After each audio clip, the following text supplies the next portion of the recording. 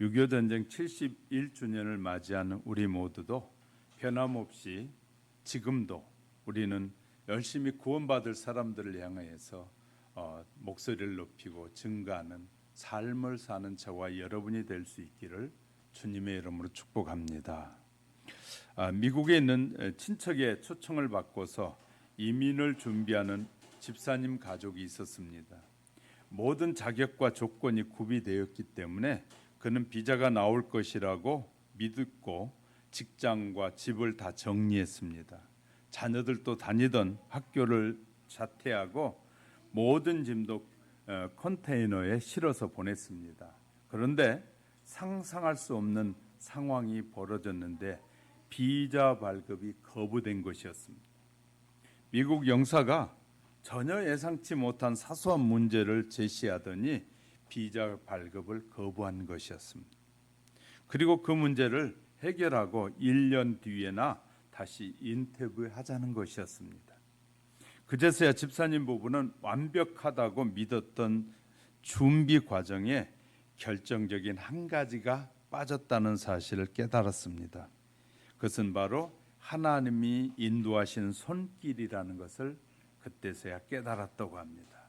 그 부부는 일주일 동안 둘이 손을 맞잡고 하나님 앞에 간절히 기도한 후에 2차 이 인터뷰를 하게 됐는데 놀랍게도 일주일 전에와 전혀 상반되게 그렇게 매몰차던 영사가 손에 이 순수하게 도장을 찍어주면서 하는 말이 당신들의 앞길에 좋은 일이 있길 바랍니다 라는 인사까지 했습니다. 인생의 여정의 목록에서 우선순위는 늘 하나님의 인도하심부터 시작해야 된다는 사실을 잊지 않으시기를 주님의 이름으로 축복합니다.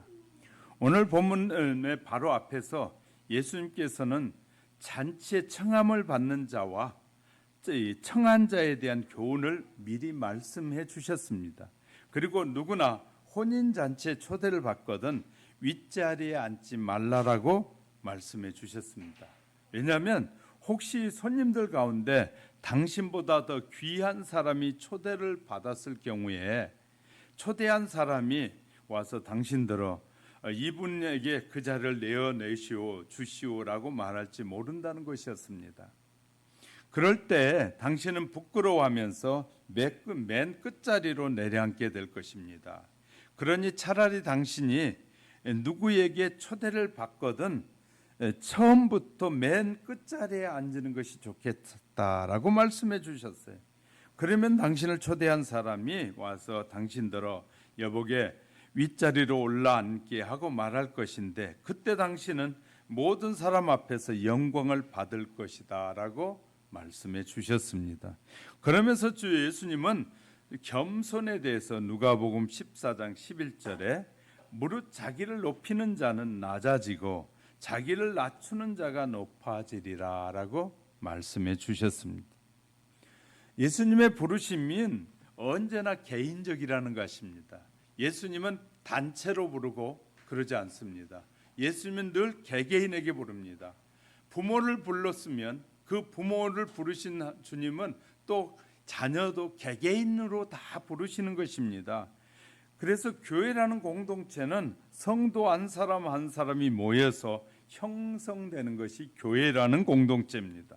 예수님께서 아름다운 교회가 되기 위해서는 성도 개개인이 모여야 한다고 말씀하시면서 마태복음 11장 28절 30절에서 수고하고 무거운 짐진 자들아 다 내게로 오라 내가 너희를 쉬게 하리라 나는 마음이 온유하고 겸손하니 나의 멍에를 메고 내게 배우라 그리하면 너희의 마음에 쉼을 얻으리니 이는 내 멍에는 쉽고 내 짐은 가벼움이라 라고 말씀해 주셨습니다.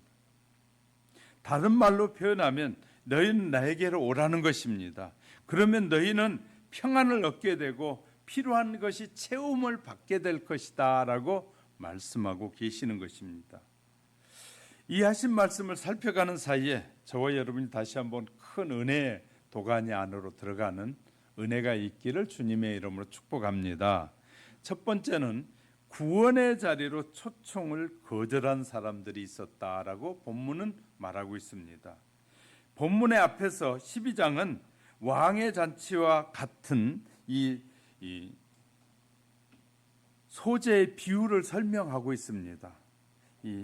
그래서 이 왕의 잔치와 같은 비유를 말씀하신 다음에 여기에서도 또 역시 그 의도한 바대로 이렇게 분명히 이 잔치에 대한 얘기를 또 말씀하시면서 이 잔치가 어떤 잔치인지에 대해서 우리에게 말씀해 주시는데 살펴가 보려고 합니다.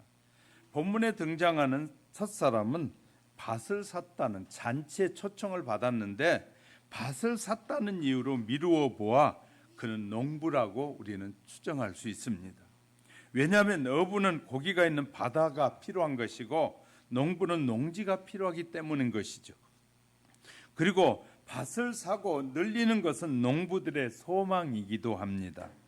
그러므로 땅을 샀다는 것은 농지를 늘리고 재산을 늘렸다는 것인데 영적인 의미로는 설명하면 육체적 재산, 욕심을 늘렸다는 것이다. 다시 말해 탐심을 늘렸다라는 의미로 해석될 수 있습니다.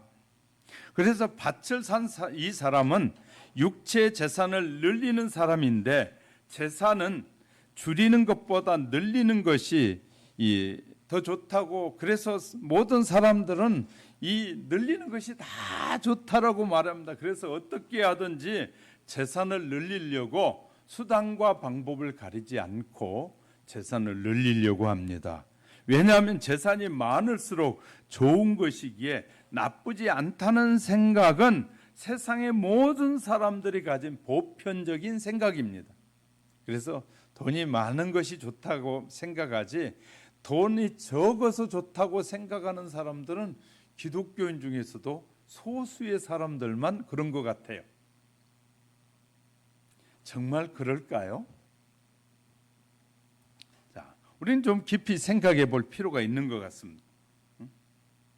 자, 그래서 세상 사람 재산을 모으려고 늘리려고 안간힘을 다합니다.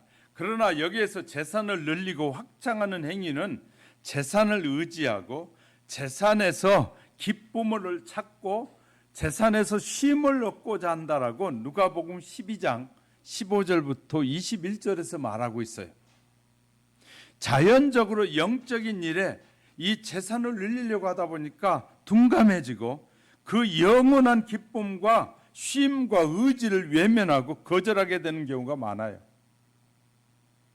돈 번다는 이유 때문에, 돈 때문에 하나님 앞에 예배하는 것이 게을러지고 기도하는 일이 게을러지고 하나님 앞에 헌신하는 일이 게을러지고 내가 돈을 번다는 그 이유 때문에 이 더 재산을 늘려야겠다는 이유 때문에 하나님 앞에 가까이 가는 것이 줄어드는 것은 결코 축복이 아니라는 사실을 성경은 우리에게 말하고 있다고 말해요. 그럼에도 불구하고 많은 사람은 재산을 늘리기 위해서 시간을 하나님 앞에 드리는 시간보다 재산을 늘리는 데 시간을 더 많이 할애하는 경우가 너무 많다고 말해요. 두 번째는 영적인 교만을 늘리는 것과 같은 것입니다. 이 사람은 말씀이 가르치는 바 진리를 자기의 편리에 따라 해석하는 것이 그 편리한 대로 행하는 사람이기도 하죠. 즉 자신의 영혼을 위한 밭을 없애는 사람이고 농부가 밭을 늘려서 자신의 고집과 이기심과 욕심을 늘리는 사람과 같다고 말해요. 그래서 이런 사람은 영혼의 밭은 잡초가 무성하게 되고 황폐한 토양으로 순종과 겸손의 곡식이 자랄 수 없는 무용지물의 밭을 만들어가는 것이에요. 열심히 우리가 주님의 일을 하면 하나님이 주시는 재물로 하나님이 주신 축복으로 채워져 가는 것은 너무너무 중요한 것인데 내가 시간을 줄여가지고 하나님과의 관계의 시간을 줄여가지고 늘어나는 것은 결국 이기적인 것이라는 이렇게 우리에게 말할 수 있어요. 아니 재산이 늘렸으면 하나님 앞에 더 감사하고 더 시간을 하나님 앞에 충성해야 되지 않겠어요? 그런데 잔치에 이제 갈 시간이 없다는 거예요. 하나님이 예비한 잔치보다는 내가 교회 가는 일에 더 시간을 허비해야겠다는 생각을 하는 것이에요. 본문에 등장하는 두 번째 사람은 소를 샀다는, 소는 정말 좋은 의미로 근면함과 그 또 열심을 상징하기도 하지만 본문에서는 의도는 세상의 힘을 나타내는 의미라고 말하고 있어요. 그렇게 말씀할 수 있어요. 좀 더 비하해서 설명하면 권력을 상징하기도 하는 것입니다. 소는. 그래서 손을 샀다는 것은 곧 힘과 권력을 더 얻었다는 것이고 더 큰 능력이 부여되었다는 것을 믿는 것이에요. 말하자면 권력 지향적인 사람이란 뜻이에요. 그래서 자꾸 우리의 믿음이 흔들리기 시작하면 세상을 향해 가게 되는, 세상을 향해. 힘을 추종하는 사람이기도 한데 19절의 주인공이 소를 샀다는 것은 그만큼 세상의 능력을 더 얻었다는 것이고 능력을 더 늘어났다. 세상에 대한 능력이 더 증가됐다는 것이에요. 따라서 이런 자에게는 천국 잔치에 참여할 필요를 느끼지만 꼭 예배에 참여해야만 해. 내가 돈 벌어서 하나님 앞에 드리면 돈으로 드리면 되지 내 몸을 드리고 내 시간을 드려야 된다. 꼭 기도만 해야 되냐고 이렇게 말하는 사람들이 생기는 거예요.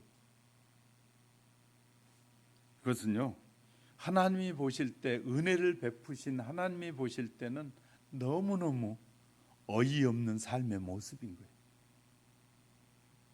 새로 얻은 힘과 동력을 발휘할 수 있어서 더 크고 더 좋은 잔치에 초대를 받을 것이다. 주님이 준비한, 네 주인이 준비한 잔치보다 더 좋은 잔치에 나는 갈 수 있는 기회가 줄 것이다. 이런 생각을 하는 사람이에요.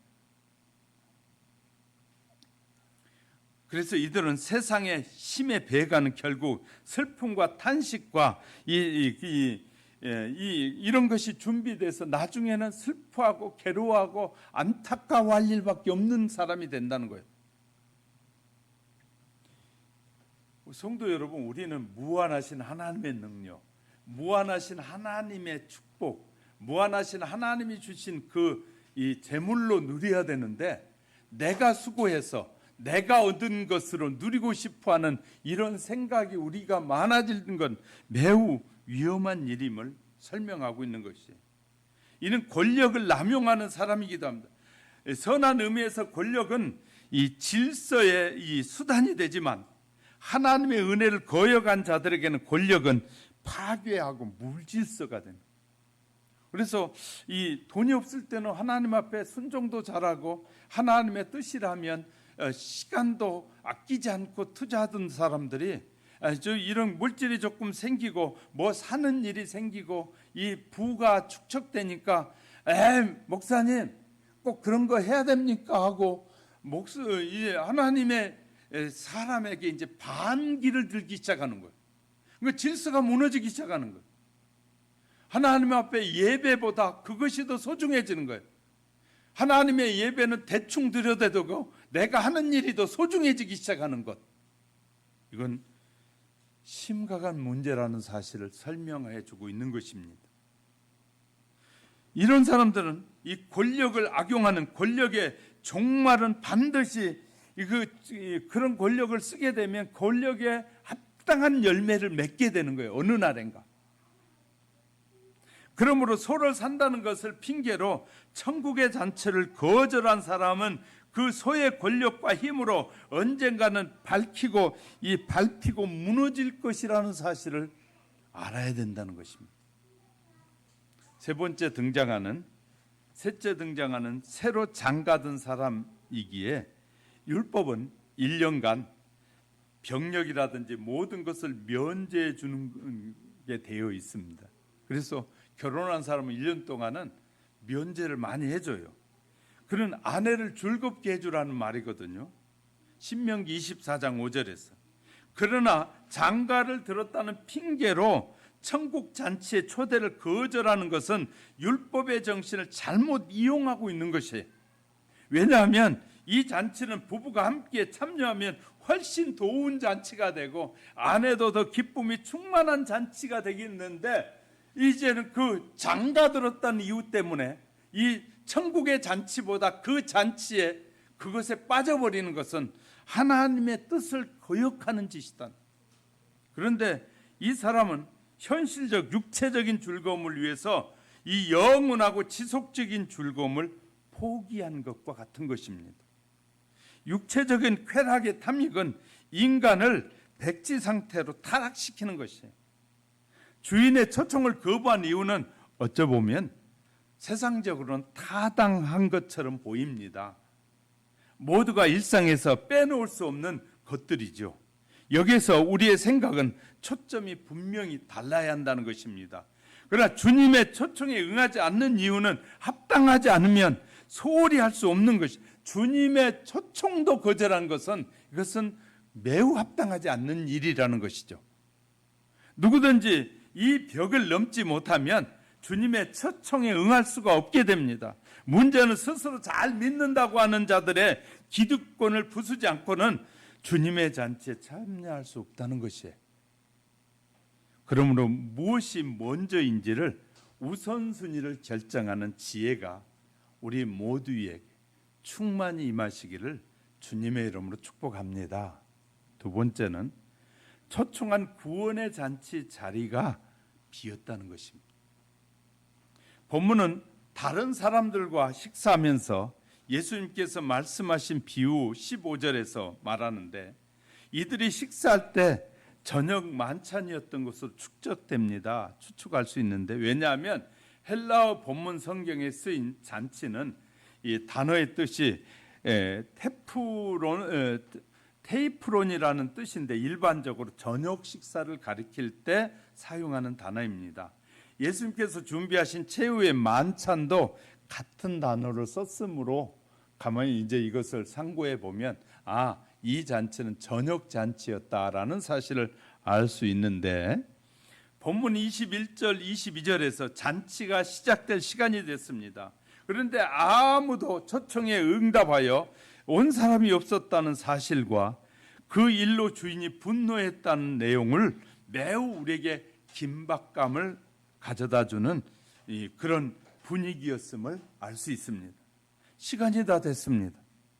잔치의 주인이 그 종들을 시켜서 사람들을 청하여 보냈고 잔치를 시작할 때가 이르렀다고 17절에 말해요. 그러나 막상 종들을 시켜서 사람들을 초청했는데 그들 모두 다 바쁘다는 핑계로 초청을 거절하고 있어요. 그러나 실제 이들은 먼저 주인의 초청을 수락했던 사람들이에요. 유대인들은 초청을 한 번만 하는 게 아니라 미리 합니다. 한 달이나 두 달 전에 우리 며칠 날 잔치가 있습니다. 그 잔치에 오실 수 있습니까? 라고 종들을 보내요. 그랬더니 그 모든 분들이 글쎄 그날에는 시간을 내서라도 꼭 잔치에 참여하겠습니다. 그래서 잔치에 참여하겠다는 숫자에 맞추어서 음식을 준비하는 것이에요. 다시 말해 이 주인은 그 오겠다는 사람들의 숫자에 맞춰서 지금 음식을 잘 준비해 놓은 것이에요. 잔치를 다 준비해 놨어요. 그런데 미리 약속했는데 그 잔치를 준비해 놓고 잔치 당일에 사람들 보내서 이제 와서 식사를 나누면서 교제합시다 오십시오 하고 보냈더니 이 잔치를 다 거절하고 있다는 것이. 다시 말해 그들은 이 주인의 약속을 어긴 사람들이, 약속을 지키지 않는 사람. 성경은 하나님이 말씀하신 약속을 지키는 사람과 지키지 않는 사람들, 하나님이 우리에게 말씀하신 그 말씀에 약속을 지키는 사람이 있는가 하면 하나님 안에 들어와서도, 잔치 안에 들어와서도, 교회 교인이 됐음에도 불구하고 하나님의 약속에 순종하는 사람이 있는가 하면 하나님의 약속에 순종하지 않는 사람들. 신앙생활이 오래되다 보면 이제 하나님의 말씀이고 뭐고 약속이고 뭐고 자기 주관대로 살아가는 사람이 있어요. 내가 예배만 드려줬으면 됐지, 예배만 드려줬으면 됐다는 그 말이 얼마나 불순종한 말이고 하나님이 보실 때는 정말 잘못된 말이라는 사실을 모르고 말하는 사람이 많더라고요. 예배 드려줬으니까 내가 이제 당신에게 해줄 만큼 해줬어, 그 말이거든요. 하나님이 내게 은혜 주신 만큼 내가 예배 참여했어요. 늘 이렇게 주의 종을 통해서 하나님이 설명합니다. 하나님이 주신 이 구원의 은혜는 우리가 평생 갚아도 다 못 갚을 은혜를 주었다.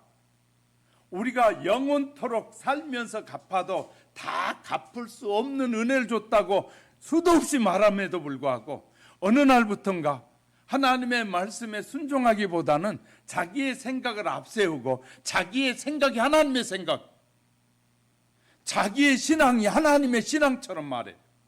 이건 심각한 문제가 되는 겁니다. 우리는 기억해야 됩니다. 곧 그런 사람들에게는 어둠이 찾아오게 될 거고 두려운 날이 임하게 된다는 사실을 우리에게 말해주고 있어요. 얼마나 급했던지 이 잔치의 주인은 뭐라고 해? 노하셨어. 초청받은 자들은 잔치에 참여하지 않았다는 것은 인간적으로 볼 때 약속의 불이행이고 이 초청한 주인을 모독하는 일이거든요. 헬라어 오르기스테이스라는 말은 형벌과 징계라는 뜻이고 분노와 복수라는 뜻을 담고 있는데 약속을 지키지 않는 사람들에게 반드시 복수한다는 거예요. 다시 말해 하나님이 우리에게 구원의 은혜를, 엄청난 은혜를 받고도 그 받은 은혜를 이제 내가 이만큼 했으면 됐지라고 떼우려는 사람들에게는 하나님이 그 은혜를 잊어버린 자이므로 하나님께서 그 일에 대해서 묵고하지 않겠다는 거예요. 그래서 성경을 제대로 알고 제대로 안 믿으면 얼마나 이 큰 축복에서 떠나게 된다는 사실을 우리는 기억해야 될 것입니다. 그래서 이제 목사님들이 단어를 헬라어나 히브리의 단어를 해석해 가면서까지 설교를 하는 이유가 거기에 있는 거예요. 그냥 일반적으로 하면 우리의 언어에서는 그냥 의미가 별로 없이 설명을 하게 되니까 그 헬라어 단어를 딱 보면은 헬라어 단어 두 개예요. 순종했느냐 불순종했느냐 딱 이렇게 나눠져요. 결국은 천국에 가는 사람은 하나님의 말씀에 순종하는 사람이 가는 것이지 자기의 생각대로 믿고 자기의 생각대로 불순종하는 자는 가지 못해요. 그러니까 성경은 분명하게 두 개밖에 없어요. 천국과 지옥밖에 없다는 거예요. 천국과 지옥밖에 없다라고 가르쳐주면서 딱 말하는 거예요. 하나님의 약속을 믿고 끝까지 순종하는 자에게 하나님이 구원의 은혜를 베푸시는 것이지. 그래서 우리의 구원의 여정의 길에 지금 들어와 있어요. 구원의 여정의 길에 들어와 있는데 아직 구원받은 건 아니다 그 말이에요. 언제 구원받느냐? 주님 앞에 서는 날 구원의 역사가 완벽하게 이루어지는 날이에요. 할렐루야. 근데 너무나 많은 사람들이 내가 입으로 고백해놓고 딴 삶을 살고 내가 입으로 예수님을 믿는다고 해놓고 자기 멋대로 살면서 내가 믿는다고 고백했잖아요 라고 말하는 것은 성경을 모르는 사람들이 하는 말이다 그 말이에요. 성경은 분명하게 말해요. 끝까지 순종하고 끝까지 믿음을 지키고 끝까지 주님을 예수 그리스도가 나의 구주임을 고백하고 그렇게 살아가는 자를 하나님이 나의 백성 삼는다고 그랬지. 그냥 입으로만 말하는 사람을 삼아서 영원토록 축복해 주시겠다고 말하는 구절을 찾아보라 그 말이에요. 없다 그 말이에요. 우리가 잘 아셔야 됩니다. 자, 이렇게 하나님의 역사에 초청을 거절한 자들에겐 진노가 있다고. 노하기를 더디하신 하나님의 진노는 그 심판을 가리키는데 이 심판에 이르기 전에 이 마련된 잔치 자리는 다 채워야 하므로 복음 전파는 더욱더욱 시급한 성도들의 의무가 될 수 있습니다. 그리스도를 믿을만 할 때 믿지 못한 자는 그리스도를 믿고자 할 때 믿지 못하는 일이 일어나게 될 것입니다. 우리가 믿을 수 있을 때 안 믿으면 내가 믿고자 할 때 믿지 못하게 되는 거예요. 우리가 헌신하려는 마음을 주셨을 때 헌신하지 않으면 내가 내 스스로 헌신하려고 하면 헌신이 안 되는 거예요. 우리가 잘 아셔야 되는 거예요. 잔치 초청을 거절한 사람들로 화가 난 주인은 재촉해서 종들을 보냈는데 대신 데리고 온 사람들을 본문은 가난한 자들이요, 이 몸이 불편한 자들이요, 맹인들이요, 저는 자들이었는데 이들이 사는 거처가 어떤 곳이냐면 이 길거리 길목이나 성문 앞이나 아니면 추위와 바람을 피할 수 있는 골목 등에 사는 사람들이, 이들은 행인으로부터 구걸을 하거나 적신을 받았던 자들, 그러나 그런 사람들은 감히 초청을 받을 만한 위치에 있지 못한 사람들이었어요. 이들은 거절하지 않고 순종한 사람들. 하나님은요, 이들은 잔치에 참여할 수 있었던 것은 부끄러움이나 수치나 그들의 처지를 생각하지 않고 초청에 순종하는 사람들. 아니, 이렇게 우리가 사는데 우리를 초청해 줘요? 어떻게 우리가 가요? 어떤 사람들은 이 사람을 의식해서 사람들이 초청한 잔치에 갈 때도 이 자리가 어떤 자리인데 그래도 좋은 옷을 입고 가야지 하고요, 사람들에게 초청해 가는 자리에는 비싼 옷, 좋은 옷을 입고 가고 하나님 앞에 나올 때는 적당한 옷 입고 나오고 그러는 거예요. 그러니까 누가 귀한 분인지를 모를 때가 많은 거지. 회사에 사장이 불렀더니 그때는 그냥 넥타이 매고 그냥 삐까삐까 머리도 탁 하고 사장님 눈치 보면서 그분 앞에 그냥 자리 조금 좋은 자리 차지하려고 그렇게 삐까삐까하게 가는데 하나님 앞에는 대충 하고 오는 거예요. 그러면 이 사람의 마음속에는 누가 더 소중하게 여기고 있는 것이 우리 마음의 중심을 통해서 배우게 되고 알게 되는 거예요. 대통령이 오라고 하면 보통 2시간 전에 청와대에 가야 돼요. 가서요, 청와대 대통령 만나기 전에 해야 될 일이 뭐냐면 몸수색 다 해요. 여자는 여자 경관이 나와서, 남자는 남자 경관이 나와서 몸수색 다 하고, 넥타이 삐뚤어졌으면 고치라고 하고, 대통령을 만나면 손은 어떻게 내밀으라고 하고, 그 앞에 반드시 허리를 이 45도 이상을 숙이라고 하고 다 가르쳐줘요. 그리고 걸음걸이는 어떻게 걸어야 된다고, 음식 먹을 때는 어떻게 먹어야 한다고 다 가르쳐줘요. 그리고 연습도 시켜요. 세상에 몇 년 있으면 그만둘 몇 년짜리 대통령 앞에 가면서도 그렇게 가는데, 하나님 영원한 만왕의 왕이시고 만주의 주가 되신 하나님 앞에 대충 하면서 세상의 권력자 앞에, 세상의 권력 앞에는 온갖 것을 다 준비한다면 그 마음은 뭘까요?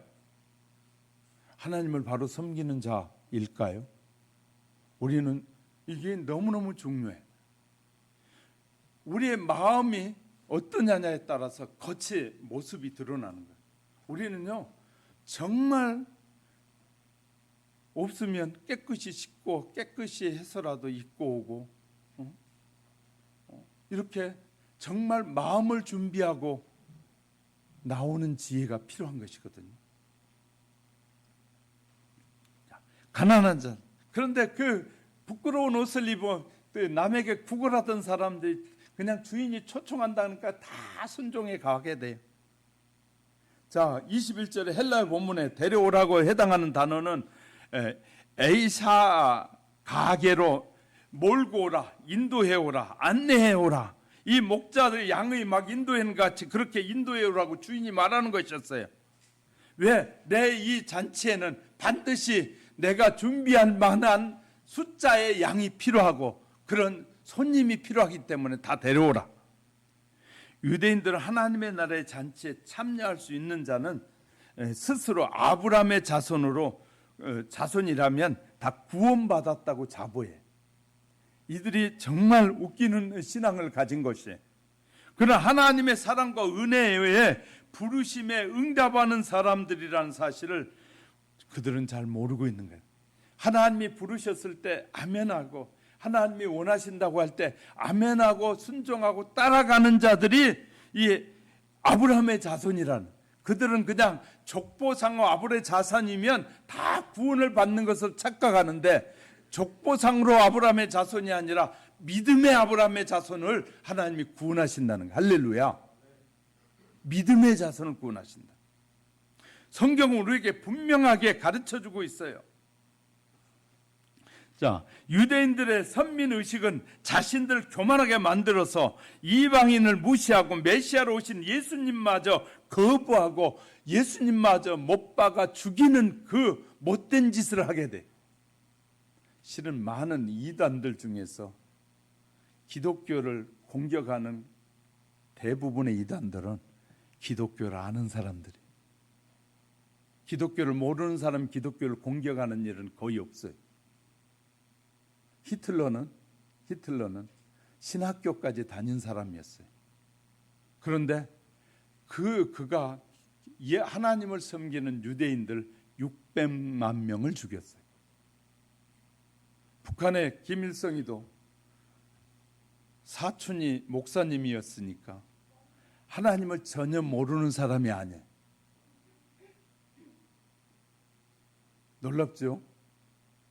그러면 이 교회 예수를 믿다가 하나님을 믿는다고 하다가 시험에 빠지게 되고 잘못된 길을 가다가 보면 어느 날 자신도 모르는 사이에 교회를 공격하고 교인을 공격하는 것이고, 교회를 공격하는 것은 누구를 공격하느냐 하면 예수 그리스도를 공격하는 것이.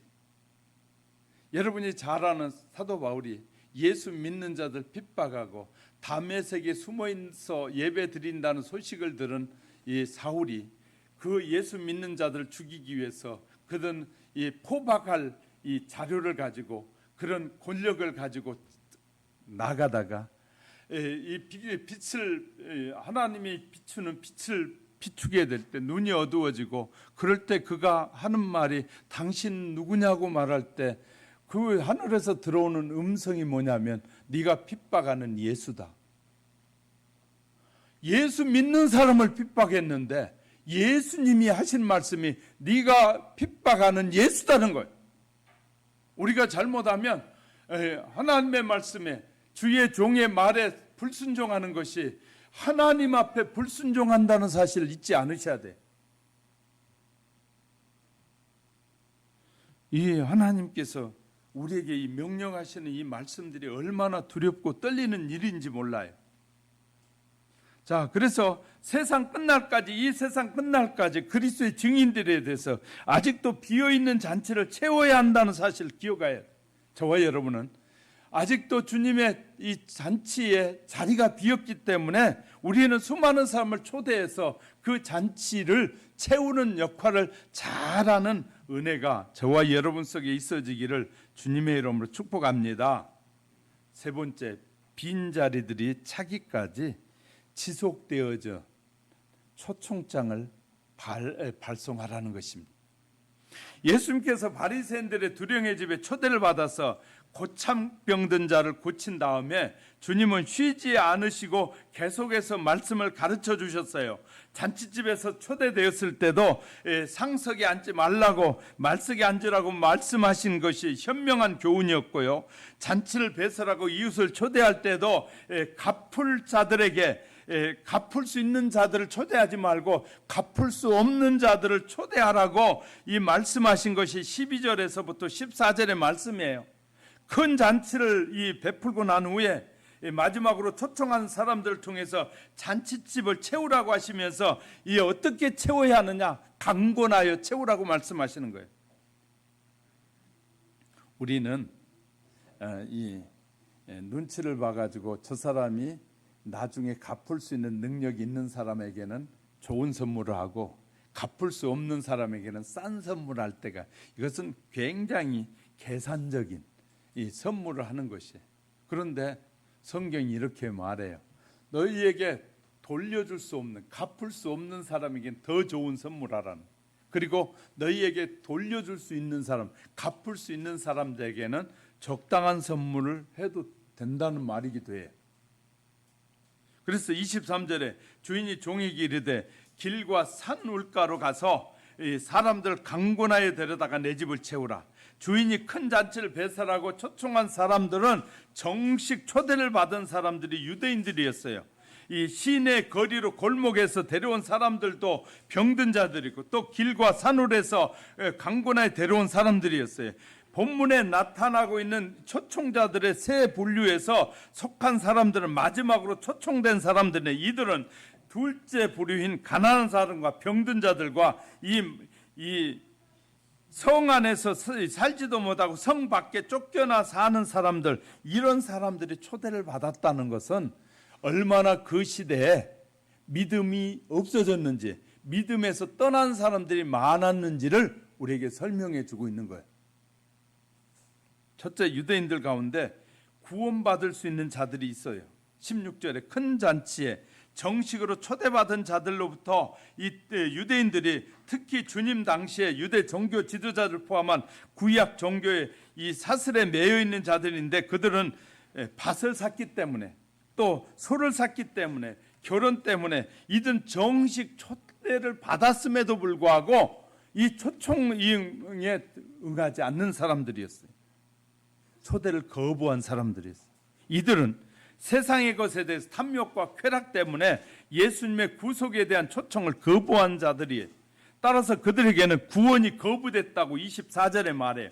24절에서 땅에서도 걸음에도 쓸데없어 버리느니라. 24절은 내가 너에게 말하노니 전에 청하였던 그 사람들은 하나도 내 잔치에 맛보지 못하리라.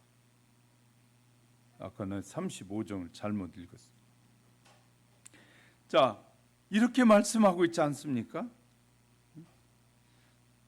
자, 21절에 가난한 자들과 병든 자들, 둘째 분류의 사람들은 이런 사람들이에요. 가난했기 때문에 잔치집에 초청되지 않는 자들이에요. 그래 매여 있기 때문에 밭을 보러 갈 수도 없어요. 그러나 저들은 밭을 경작할 수 없는 자들이고 병든 자들도 결혼할 수 없는 자들이기에 그들은 복음의 잔치에 초청을 받게 되는 거예요. 강고나의 초청자들을 강고나에 채우라고 하시는 주인의 음성이 들려오는데 22절에 종들에게 말합니다. 주인이여 명하신 대로 하였으되 오히려 자리가 비었습니다. 종들에게 불렀다는 것은 오늘날 우리에게, 하나님은 우리를 주님의 종으로 부르신 것이에요. 저도 종이고 여러분도 주님의 종이에요. 그래서 주님 앞에 부름을 받았어요. 뭐 하도록? 먼저 부름을 받은 사람, 뒤에 부름 받은 사람에게 뭐 하라고요? 그들을 이끌어 가라고, 이끌어 오라고. 좋은 선생은 이 좋은 제자를 만드는데, 좋지 않는 선생은 제자들에게 나쁜 습관과 나쁜 교육을 하게 되는 거예요. 오늘날 수많은 교육자들이라고 다 좋은 교육자가 아닌 것 같아요. 학교 선생님이라고 다 좋은 선생님 아닌 것 같아요. 공산주의 사상에 빠져가지고 유교 전쟁은 북침이라고 가르치는 선생님들이 많아지다 보니까 아이들이 미군이 북한을 이제 침공한 것이라고 말하는 아이들이 생겨요. 역사가 말하고 있고 유엔을 통해서 우리를 구원한 수많은 나라들이 북해에서 남으로 침공을 해서 남한에 지원을 와서 전쟁을 했다고 다 말하는데, 그 선생님들은 뭐라고 가르쳐요? 우리 젊은이들에게, 어린이들에게 미국 놈들이 북한을 공격하게 해서 북한에 수많은 군인을 죽였다고 하는데, 그걸 보면서도 수많은 사람들이 그것도 뭐 일리가 있는 말이네, 그런 말을 해요. 그것도 예수 믿는 사람들도. 참 어이없는 짓들을 하고 있는데 뭐 옳고 그름이 뭔지도 몰라요.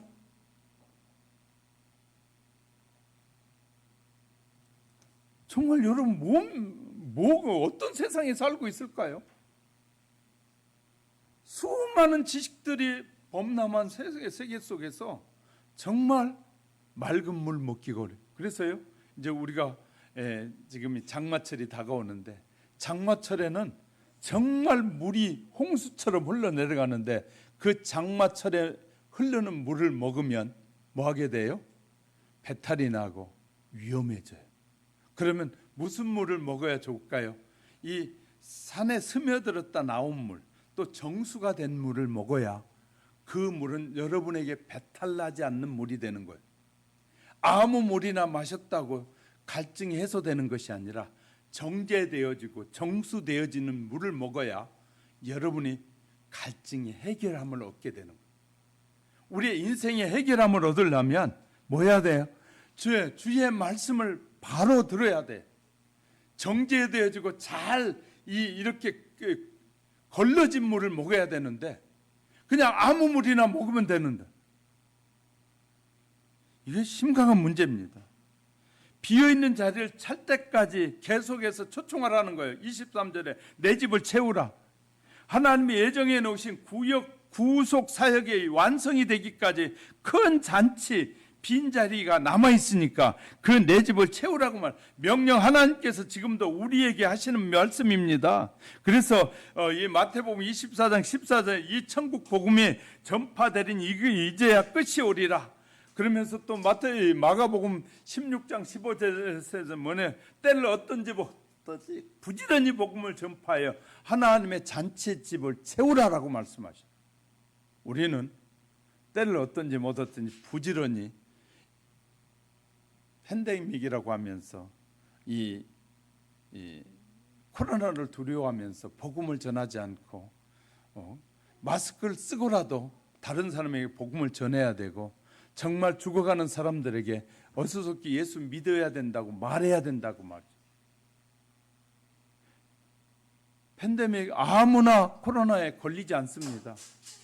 아무나 걸리는 것이 아니고 또 누구나 걸릴 수 있다는 사실을 잊지 마시고, 우리는 하나님이 우리를 지켜주시고 하나님이 우리의 건강을 책임져 주시고, 그러면 그런 사람들에게 복음을 전해서 우리가 이 코로나에 걸려서 내가 병들어서 이 아무것도 하지 못하도록 하나님께서 지키시고 보호해 주시고, 이런 사실을 믿지 않기 때문에 두려워하고 염려하고 그런 것이지, 우리는 내가 할 수 있는 마스크를 전문가들이 말하는 것 타고라도 어떻게 해든지 사람들을 만나서 그들에게 복음을 전해야 되고, 어떻게 해든지 1대1로 만나서, 많이 만날 수 있으면 1대1로 만나서라도, 안 되면 가정에서라도 여러분이 기도하고 예배해야 되고 해야 된다고 말씀드리잖아요.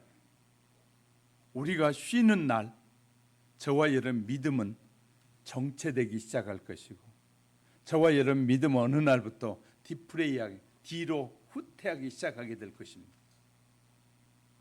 기도하지 않고 하나님의 약속의 말씀을 가까이 하지 않고 예배를 등한시하고 우리의 삶의 모든 연역들이 작고 뒤로 물러가면 물러갈수록 여러분은 이 잔치에 참여할 기회도 잃어버리게 될 것입니다.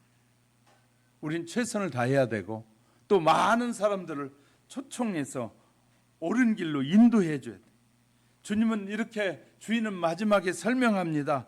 가난한 자들과 몸이 불편한 자들과 또 맹인들과 저는 자들, 또 길가에 나가서 산 울타리까지에 있는 사람들라도 강권하여 데려다가 내 집을 채우라고 말씀하잖아요. 우리 주님의 교회인 이 하영교회도 채우십시다. 그냥 적당히 놀고 적당히 하지 말고 최선을 다해서 우리의 교회, 하나님께서 허락해 주신 이 교회, 우리에게 맡겨진 이 교회의 빈자리로 열심히 채운 그런 은혜가 필요한 것이. 할렐루야. 누구를요? 가장 먼저 가장 가까운 사람들부터.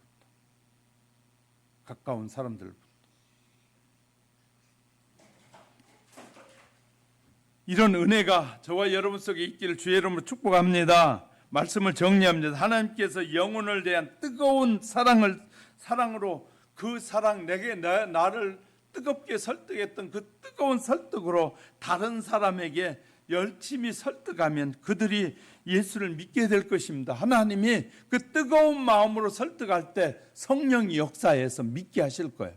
그래서 우리의 교회 빈자리도 채우고 하나님의 잔치의 빈자리도 채우는 지혜가 저와 여러분 속에 늘 함께 하시기를 주님의 이름으로 축복합니다. 71년 전에 전쟁이 일어났을 때 수많은 나라들이 16개국의 사람들이 우리나라에 와서 우리를 도와서 우리에게 평안을 준 그분들의 그 피가 우리에게 하나님께서 그들의 피를 흘림을 통해서 우리에게 주신 이 축복을 놓치지 말아야 됩니다.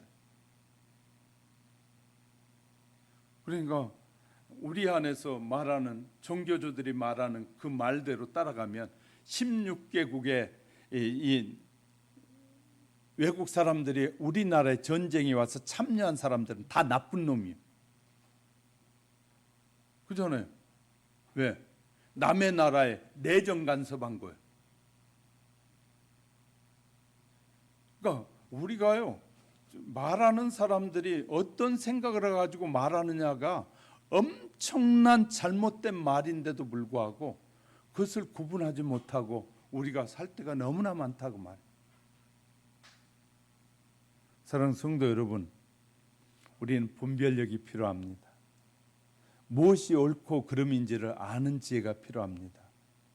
여러분은 주님이 여러분의 삶의 우선순위 첫 번째입니까? 두 번째입니까? 여러분은 예수님을 믿는 팬으로 살기 원하십니까?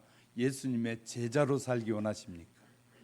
저는 여러분에게 모두 다 예수님의 제자가 되기를 주님의 이름으로 축복합니다. 축복합니다. 기도하겠습니다.